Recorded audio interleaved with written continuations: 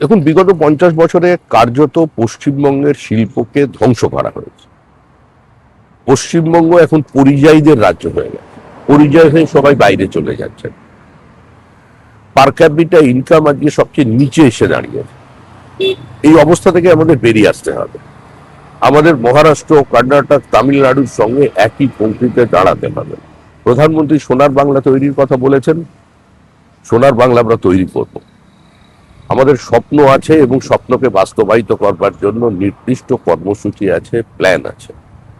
নির্মলাজি পশ্চিমবঙ্গ এই অর্থনৈতিক অবস্থা থেকে কি করে তার উত্তরণের পথ দেখাতে পারেন সে সম্পর্কে তিনি অভিহিত আছেন এবং তিনি বিশ্বাস করেন এই অবস্থা থেকে বেরিয়ে আসা সম্ভব।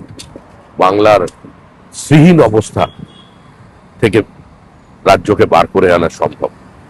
তার জন্য যা করবার তিনি সেটা করবেন এবং প্রধানমন্ত্রী, অর্থমন্ত্রী, গৃহমন্ত্রী সবাই মিলে আমরা পশ্চিমবঙ্গের এই অবস্থা থেকে নিঃসন্দেহে আমরা অন্য জায়গায় পৌঁছে দিতে পারি।